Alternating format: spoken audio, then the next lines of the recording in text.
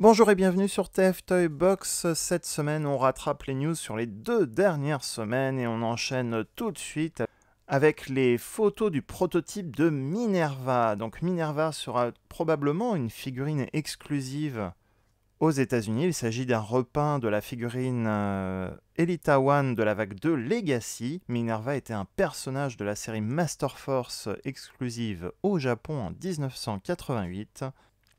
À la base, une figurine Headmasters est la première femme Autobot à sortir en jouet officiellement chez Takara et même côté Hasbro. Elle a droit à 2 pistolets, visiblement 2 accessoires. Cette figurine n'est pas encore annoncée, mais donc le prototype commence déjà à circuler. Et elle aura donc des sirènes sur le toit du véhicule, contrairement à Elita One, ainsi qu'une nouvelle tête. Nouveau produit côté jeu de société, on aura droit à un Monopoly spécial Beast Wars, ça c'est vraiment inattendu, donc beaucoup de dessins hommages au Beast Wars de 1996. On a droit à quelques photos également et quelques photos du produit final. Avec les statuettes, c'est le même principe que le Monopoly, mais bien sûr avec des références Transformers Beast Wars et des nouveaux dessins, des nouvelles illustrations à la place des rues habituelles du jeu Monopoly et des statuettes, donc des personnages Beast Wars qui vont remplacer la voiture, la chaussure ou encore le chapeau. Il y a une semaine, on avait droit à un événement spécial jeudi Transformers Fanstream avec des annonces de produits également et lancement de précommandes comme les petits canards de bain Optimus Prime et Megatron. On avait déjà vu ces visuels mais on n'avait pas vu les boîtes, donc voici les boîtes de ces personnages, ou plutôt de ces jouets de bain, et on a également l'annonce officielle par Hasbro du Lego Optimus Prime qui est sorti en magasin. Les vraies nouveautés sont l'annonce d'une vague exclusive à Walmart, la gamme Vélocitron avec 5 Deluxe, 2 Voyager et un Leader Class, et on commence par Blur, retravaillé de la figurine Studio Series avec une belle boîte comme on le voit ici, spéciale Vélocitron qui rappelle les boîtes G1 mais en bleu. Ce ne seront pas les boîtes au format Legacy, mais des boîtes un peu format Génération 1. Bel artwork de Blur, ici le logo Vélocitron à droite de la boîte. On a donc droit à une version retravaillée du Studio Series Blur, mais au look de Blur comme on le voit dans les bandes dessinées IDW. Blur qui d'ailleurs participera à une compétition sur Vélocitron dans cette BD.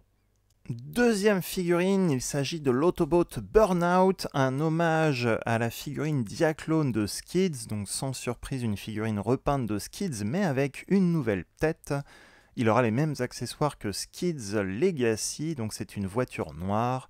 Diaclone Universe Burnout, on le voit ici dans son emballage avec le bel artwork et encore une fois le logo de la planète Vélocitron à droite.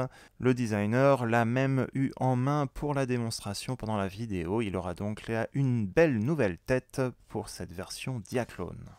Troisième figurine, l'Autobot Road Rocket, une moto rouge qui se transforme en robot à des airs de ninja. Sans surprise, c'est une figurine repeinte de RC Legacy.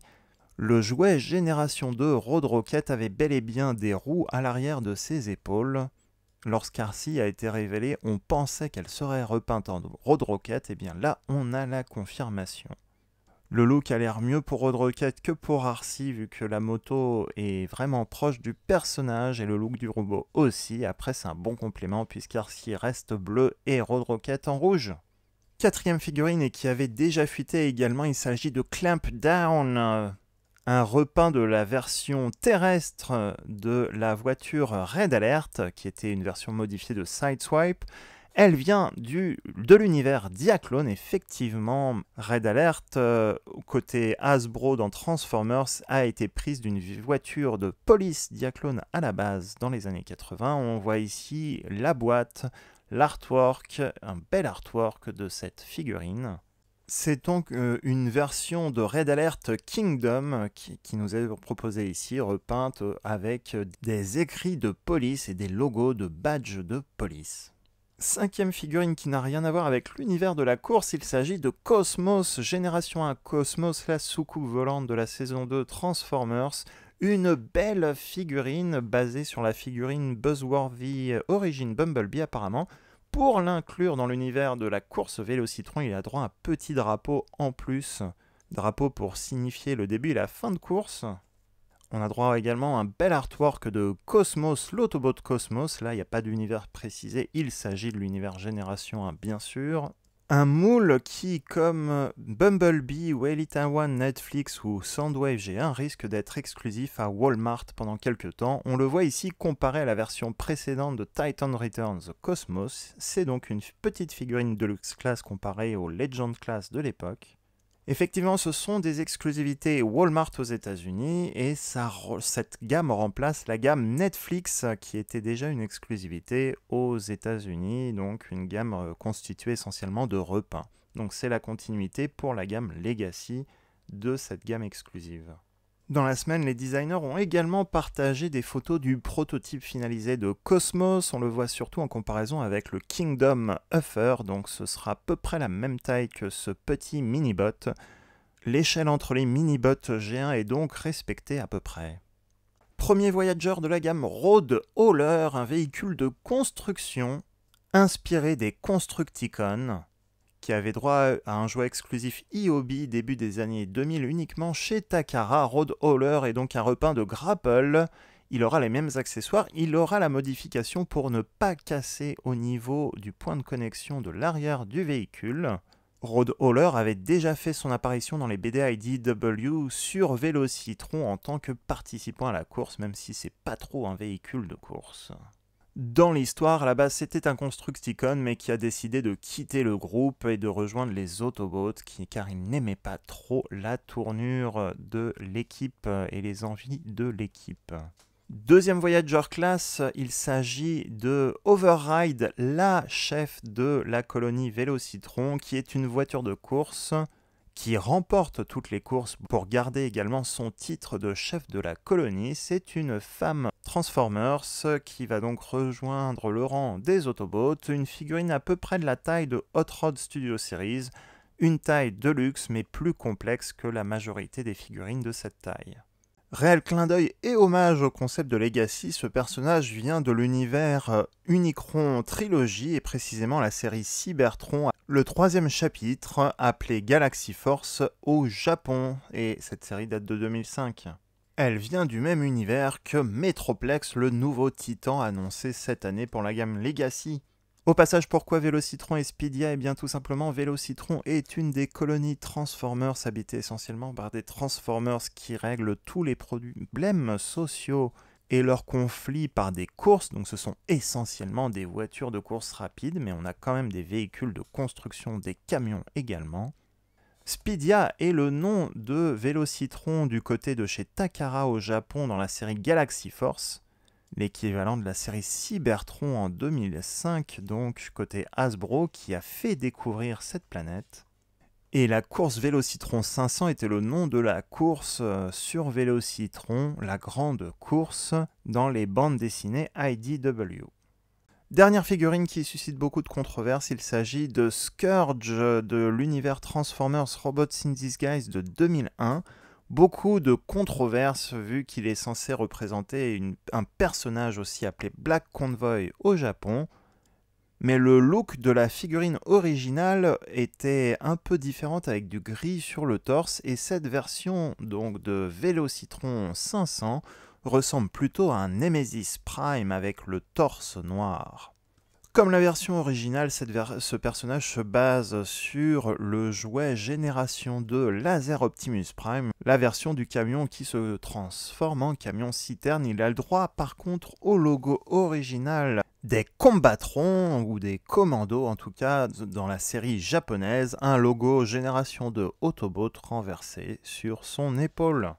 Avec la sortie du film cette année, Hasbro a annoncé également une réédition du Transformers Maverick, le jet qui se transforme en robot. Il aura droit peut-être à des accessoires en plus, mais il a droit aussi à un logo 2022 pour la mise à jour. 3 annonces également concernant les figurines RAID, les figurines non transformables de type Black Series ou Marvel Legends. Côté Transformers, on a droit à Thundercracker sans surprise, un Starscream en bleu. On a droit également à la version Prime Universe de Optimus Prime qui a le droit à une belle matrice, des mains aussi interchangeables et 2 têtes interchangeables avec et sans masque. On notera que les boîtes également sont fermées et abandonnent la fenêtre plastique pour cette vague de raid. Et enfin, on a droit à Megatron, également de l'univers Transformers Prime, dans toute sa splendeur, avec tous ses pics sur ses épaules. Enfin, on a droit à une nouvelle figurine Shattered Glass, un pack de 2 figurines même, il s'agit de Decepticon Slicer, Decepticon, vraiment Decepticon méchant Slicer, pas un gentil Decepticon, accompagné d'un Exo-Suite, une combinaison, il s'agit tout simplement d'un repeint du Earthrise Fast Track en rouge. Beau clin d'œil puisque le jouet original de Slicer était un Action Master non transformable basé sur la figurine de Wheeljack avec un véhicule qui se transformait en armure. La première mise à jour de Slicer utilisée en tant que Shattered Glass Wheeljack est une figurine Botcon de 2010, une exclusivité de convention qui avait la particularité d'avoir à la fois un logo Autobot violet Shattered Glass pour représenter Wheeljack, mais aussi un logo Decepticon sur le mode voiture en mode véhicule.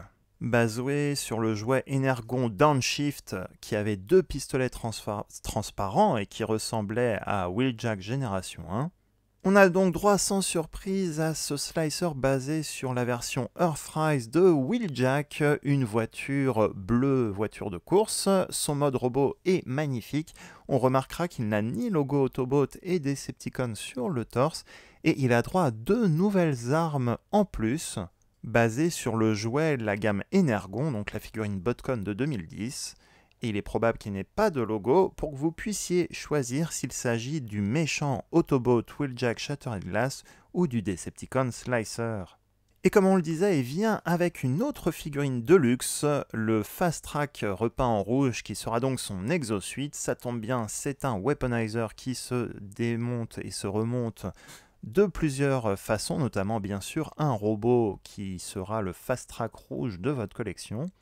Le designer a également montré la boîte de Decepticon Slicer et de son Exo-Suite. Comme on le voit, le Fast Track peut se reconfigurer en mode véhicule comme le véhicule Génération 1 Action Master, comme c'est une approximation, mais c'est un très beau clin d'œil.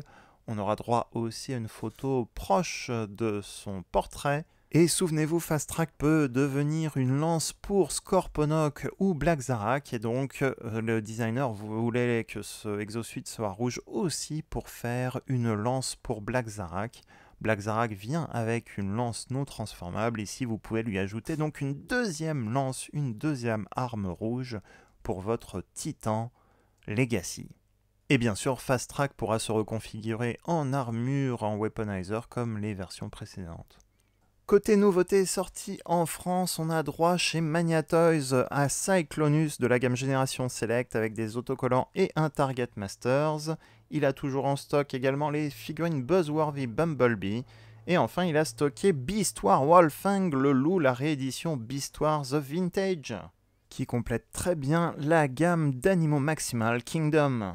Faut dire que l'original date de 1996 et qu'elle tient plutôt bien la route en termes de design et d'articulation.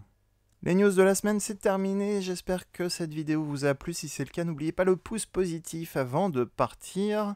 Que pensez-vous de ces nouveautés? Les attendez-vous dans vos magasins? N'hésitez pas à me le mettre en commentaire. N'oubliez pas également de suivre les réseaux sociaux Instagram, Facebook et Twitter, ainsi que TikTok. Et d'ici là, à très bientôt pour une prochaine vidéo.